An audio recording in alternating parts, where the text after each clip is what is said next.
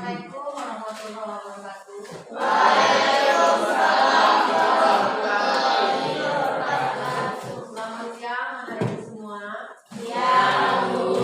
Bagaimana kabar hari ini? Sehat semua? Sehat. Apa ada teman yang tidak hadir? Ada berapa orang? Satu orang. Sakit? Tidak. Hadir? Mudah-mudahan besok teman kamu itu datang ya. Tolong sampah yang ada di sekitar kita perhatikan kalau ada. Boleh kita mulai? Perhatikan sebelum masuk kelas ini tolong perhatikan sampah itu ya nak. Kedua, tolong disiapkan. Doa kita dulu. Siap, Prof.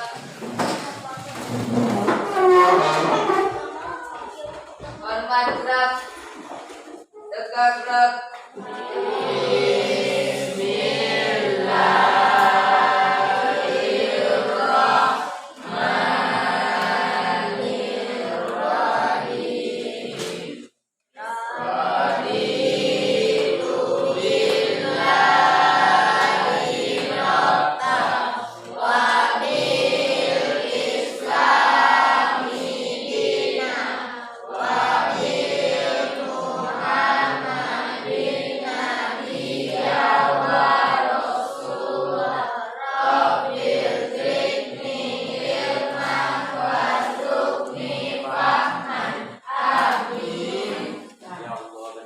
Mudah-mudahan doanya berkah, lancar kita belajar hari ini. Kita mulai dulu dengan ice breaking. Tolong berdiri semua.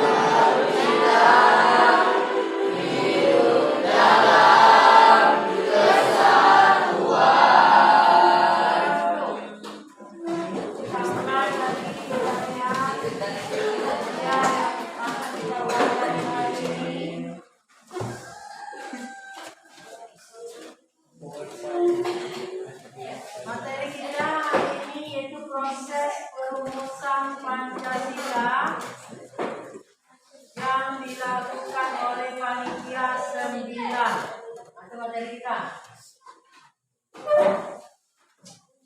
Untuk prosesnya tadi berdoa sudah, menanyakan kehadiran sudah, ice breaking sudah. Kemudian materi kita sebelumnya, waktu pertemuan yang pertama, sejarah awal terbentuknya BPUPKI. Kemudian tokoh yang mengusulkan terbentuknya BPUPKI. Kemudian sebutkan 3 tokoh yang merumuskan dasar negara. Ada yang masih ingat? Kenapa Jepang menjanjikan kemerdekaan? Kenapa Jepang menjanjikan kemerdekaan? Ada yang tahu apa sebabnya? Kenapa? Coba siapa bisa menjawab? Kenapa Jepang menjanjikan kemerdekaan kita Indonesia? Dia ingin memberi hadiah kemerdekaan ke Indonesia. Apa sebabnya? Karena dia terdesak oleh siapa? Oleh sekutu. Makanya dia minta bantuan ke Indonesia. Apa itu sebabnya? Dia janjikanlah kemerdekaan, ya kan? Karena dia kekurangan bantuan tenaga untuk berperang. Kemudian siapa tokoh yang mengusulkan terbentuknya BPUPKI? Ada yang masih ingat? BPUPKI beda dengan dasar negara. Ada yang disampaikan sebelumnya? BPUPKI. Siapa yang mengusulkan? Yang jelas yang mengusulkan yang pertama itu orang Jepang. Perdana Menteri Jepang bernama Kuniaki Koiso. Masih ingat? Ada yang diterangkan kemarin? Ada kan? Kemudian Soekarno.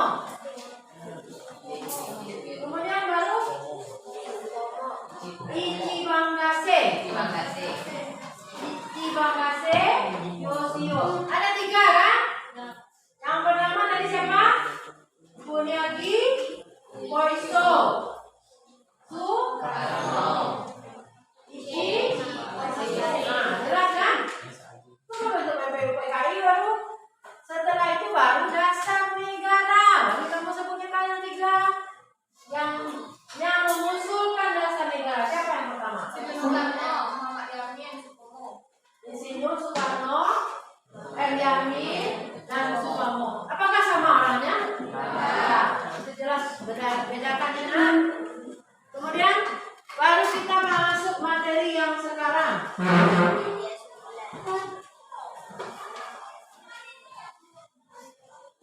Apa materi kita sekarang? Proses perumusan Pancasila yang dilakukan oleh Panitia 9. Itu materi kita sekarang. Apa? Yang pertama, apa tujuan dibentuknya BPUPKI? Tolong keluarkan buku kamu itu supaya bisa dilihat. Keluarkan buku BPUPKI-nya. Halaman 8 dan 9. Coba perhatikan. Supaya bisa menjawab. Sampai kamu baca, ibu terangkan juga ya. Siapa BPUPKI ini? Tadi sudah dibentuk oleh siapa? Oleh 3 orang. Siapa saja tadi? Kuniaki Koiso, Soekarno, Ichibangase. Tujuannya dibentuknya Panitia 9. Panitia 9 apa? Anggota dari BPUPKI ini dipecah menjadi Panitia 9. Awalnya Panitia 8 kan? Panitia 9. Nah ini, tolong disimak pertanyaannya dulu. Apa tujuan dibentuknya Panitia 9? Nah nanti baru kita tampilkan videonya ya. Kemudian sejarah terbentuknya Panitia 9. Siapa yang Panitia 9 itu? Nanti ya. Kemudian nama anggotanya. Kemudian nanti. Kemudian masalah yang ada yang akan Nah, kita lihat ini videonya.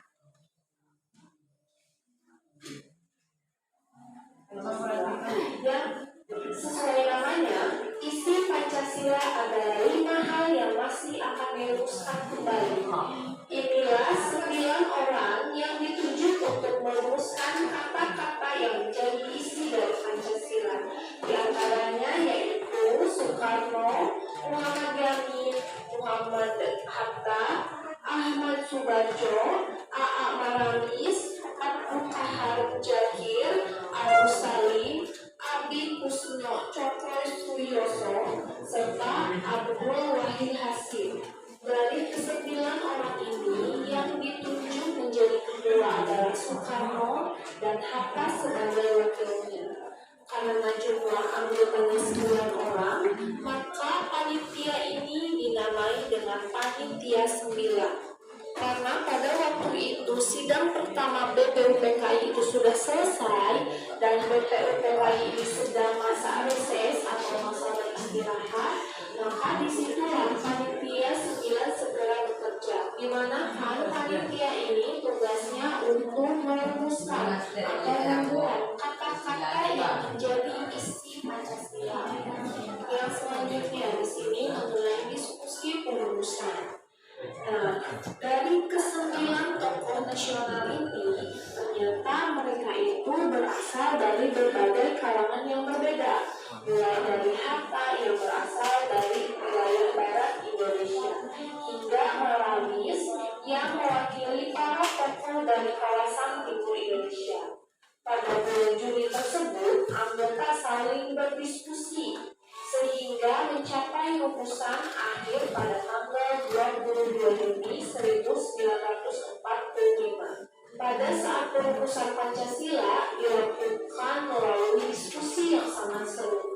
Apalagi anggota panitia 9 ini berbineka atau berlatar belakang dari berbagai kalangan yang berbeda. Mereka saling beradu-argumen, saling mengeluarkan pendapatnya masing-masing. Mereka semua berdialog untuk mempertemukan pendapatnya masing-masing agar dapat membuat rumusan dasar negara yang tentunya kuat. Pada waktu itu ada 2 kubu mengenai rumusan Pancasila, di mana sebagian dari mereka ada yang menyampaikan pendapatnya dari pendekatan keagamaan dan sebagian yang lainnya menyampaikan pendapatnya dari pendekatan kebangsaan. Wahid Hasim dan beberapa anggota lainnya berpendapat bahwa negara Indonesia yang akan dibentuk harus berdasarkan pada agama. Tanpa didasarkan pada agama, negara akan rusak karena mengabaikan nilai ketuhanan.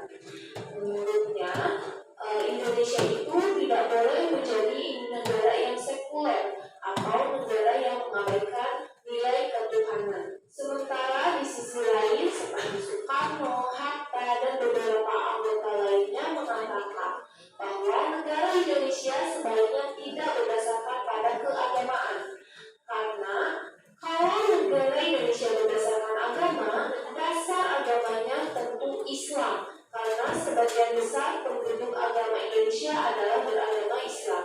Kelompok penganut kebangsaan khawatir hal itu akan membuat umat lain merasa tidak nyaman. Karena kan pada waktu itu di Indonesia bukan hanya agama Islam saja, melainkan ada agama lainnya seperti Hindu, Buddha, dan lain sebagainya. Akhirnya pada waktu itu mereka sudah menemukan titik akhir, di mana semua sependapat bahwa nilai ketuhanan itu sangatlah penting untuk menjadi bagian dari dasar negara Indonesia. Lalu pada waktu itu disepakatilah Indonesia menjadi negara kebangsaan, bukan negara agama, dengan sila ketuhanan menjadi sila yang pertama. Yang selanjutnya yaitu kesepakatan Piagam Jakarta. Karena pada waktu itu ketika sidang BPUPKI sudah mendapat kesepakatan bahwa usulan dari Soekarno lah yang diterima menjadi dasar negara. Nah, selanjutnya di sini panitia 9 pun sepakat untuk mengubah urutannya dan membuat rumusannya atau menambahkan kata-kata dari dasar negara ini.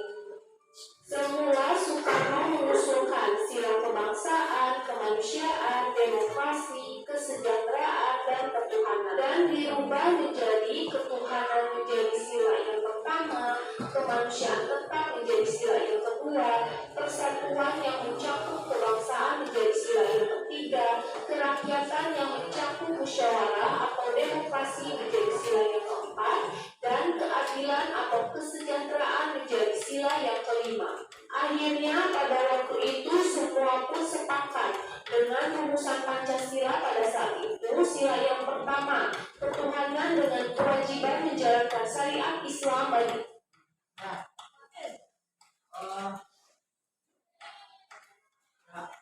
ketemu intinya tadi kan.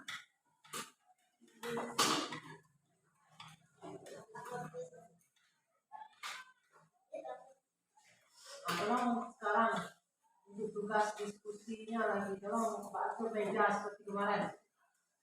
Silakan. Nah, ini meja dulu.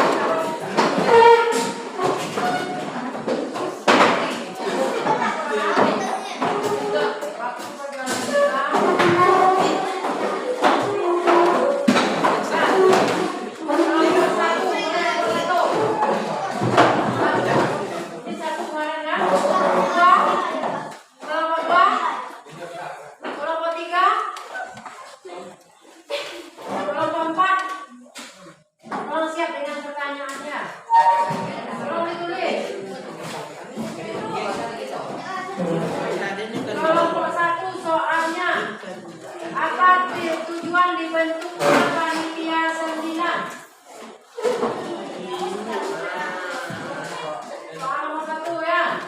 Apa tujuan dibentuknya panitia 9? Soal yang kedua, apa tugas-tugas panitia 9 untuk kelompok 2? Tolong catat. Kelompok 2. Kelompok 2, tolong catat. Apa tugas-tugas panitia 9?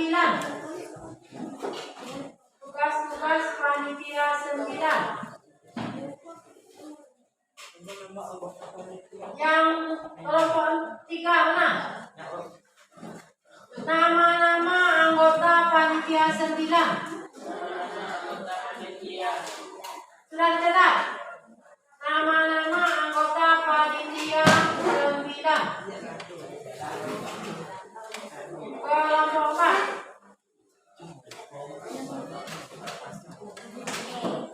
Tuliskan kalimat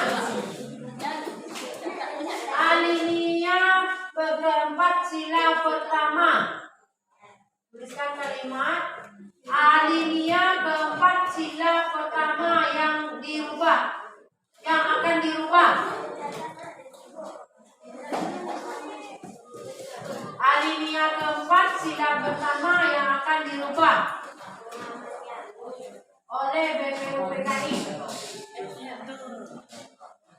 Nah, kelompok berikutnya apa sila pertama yang dirubah itu? Sila pertama yang dirubah. Kelompok 5. Apa kalimatnya sila pertama yang telah dirubah? Yang kelompok 4 sila pertama yang belum dirubah. Ya. Nah, silakan. Silakan diskusi dulu. Cari di buku, buka buku itu. Jelas soalnya kan? Kelompok 1, apa tujuan dibentuknya panitia 9? Kelompok 2, tugas-tugas panitia 9. Kelompok 3,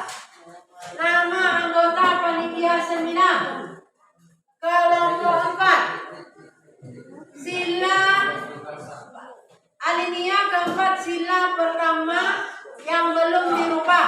Apa kalimatnya?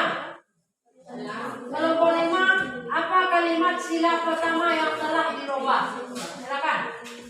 Silakan diskusi dulu. Paham kan soalnya? Bisa dijawab? Nah, silakan.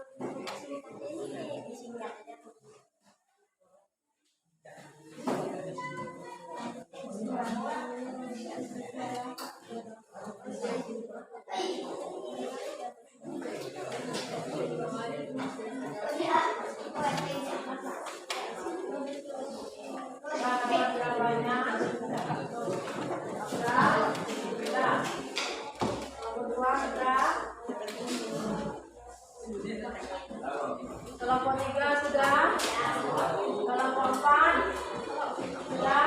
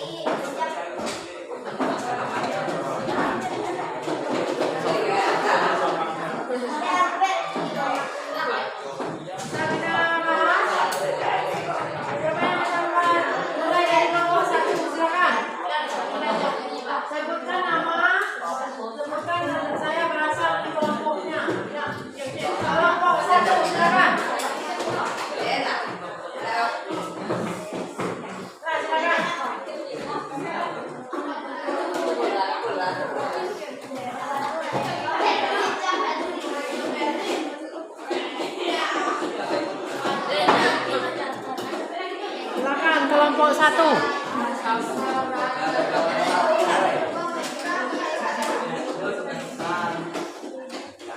Nah.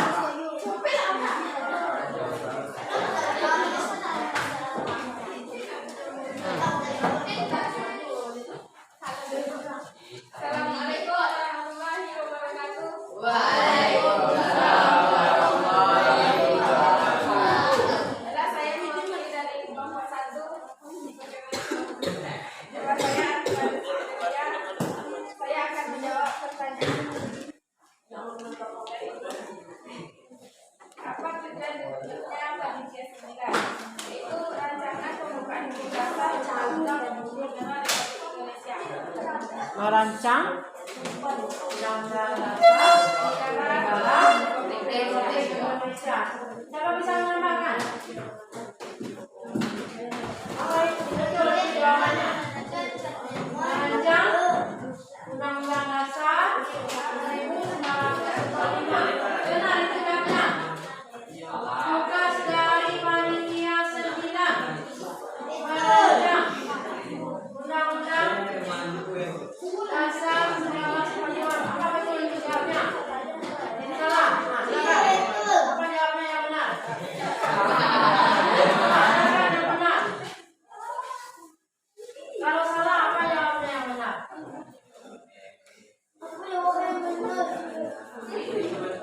Siapa? Nah, kalau memang salah, apa yang benar jawabnya? Silakan dijawab. Silakan dijawab. Tujuan dibentuknya panitia 9.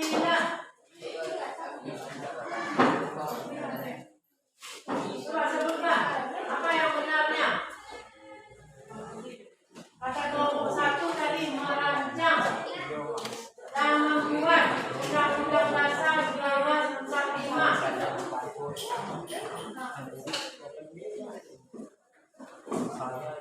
Apanya tujuannya? Berapa? Bisa yang lain jawab? Coba, silakan. Silakan jawab. Langsung saja. Langsung saja. Silakan. Jadi tujuannya yang pertama diusulkan dulu ya undang-undang itu kan. Rancangan undang-undang itu, rancangan dasar negara diusulkan oleh semua anggota. Kemudian didiskusikan. Itu kan tadi videonya kan sudah kamu lihat kan? Kan seperti itu prosesnya.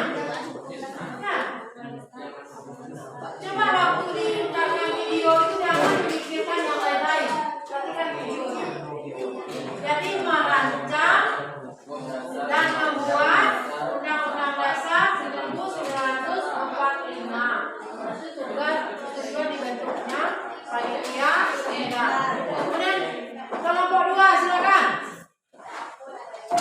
Assalamualaikum warahmatullahi wabarakatuh. Perkenalkan, kami dari kelompok 2 tentang soal notifikasi penduduk.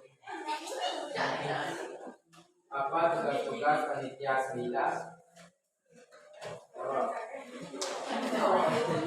Tugas untuk menyelidiki unsur-unsur mengenai perumusan dasar negara. Apa tadi tujuan apanya? Tugas-tugas panitia 9. Untuk menyelidiki unsur-unsur mengenai perumusan dasar negara. Menyelidiki unsur mengenai pembentukan dasar negara. Ya itu benar itu jawabnya. Benar. Kelompok lain. Memang itu jawabannya. Ya, ini benar. Gunakan dulu.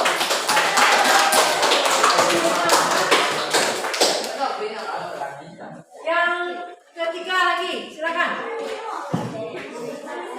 Kelompok 3.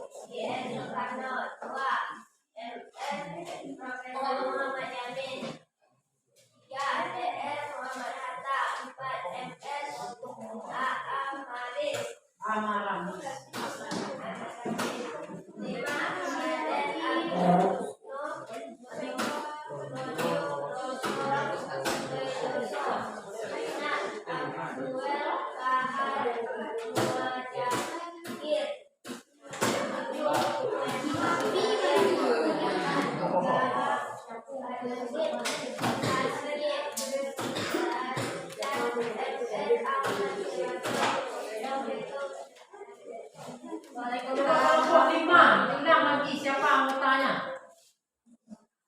Kelompok 5, ulang lagi siapa anggota BPPK 5? Bukan. Coba. Siapa anggota BPPK ini? Tolong sebutkan. Dari tadi tidak ada yang bersuara di sana. Silakan. Tolong berdiri. Berdiri mana? Jawab. Silakan jawab. MR Prof Muhyamin. Namanya saja, nah. Nama saja. Maranda. Terus. Maramis. Agi Kusno. Abdul Kahar. Abdul Kadir. Hasim. Muhammad Banjo. Yang benar. Jadi yang benar dalam membacanya ini jangan lama ya nak. Soekarno, M. Yamin, Muhammad Hatta, Ahmad Ramis, Adi Kusno Cokro Sidoso, Abdul Kahar Muzakir, Abdul Salim, Wahid Hasim, Ahmad Subarjo. O dengan E itu menjadi U ya. Nah, itu ejaan lama. Jangan salah membaca O dengan E menjadi U. Makanya Soekarno menjadi Soekarno.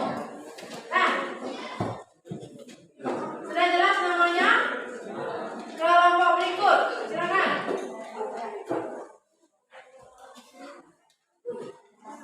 Alinea keempat yang belum diganti, apa kalimatnya?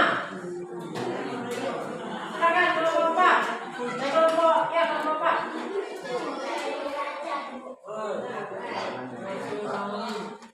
Silakan kelompok 4. Kalimat alinea keempat sila pertama yang belum diganti, apa kalimatnya?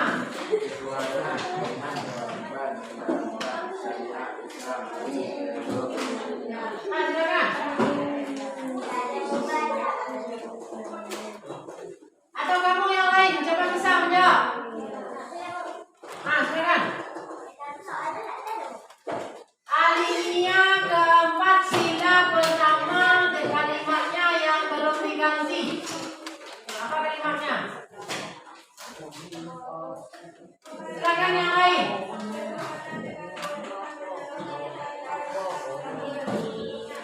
Ketuhanan dengan kewajiban menjalannya syariat Islam bagi pemeluknya. Coba ulang lagi. Siapa yang berani ulang?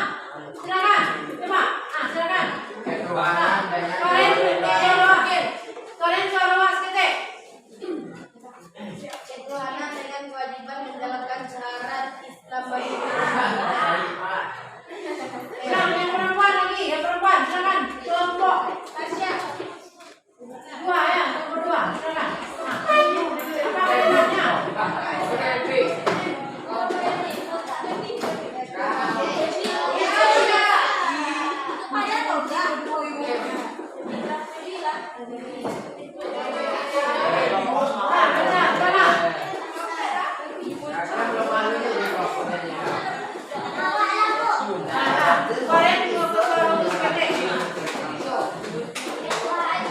Tolong didengarkan yang lain.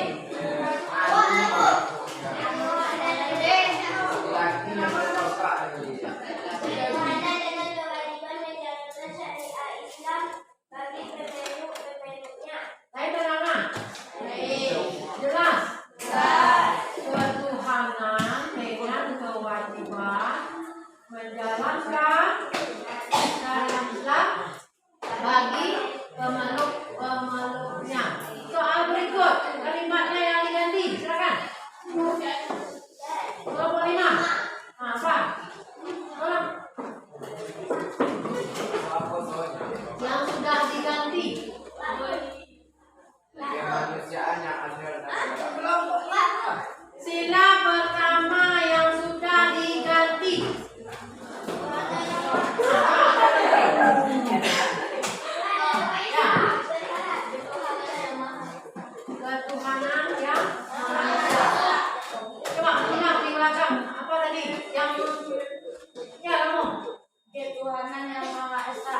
ketuhanan yang Maha Esa.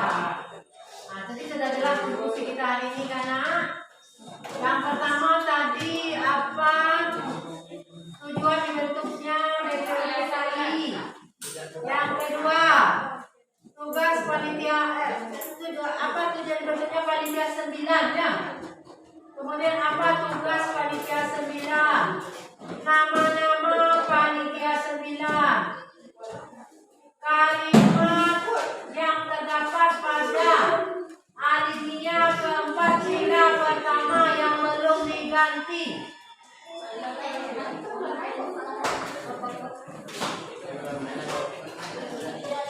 Kemudian dengan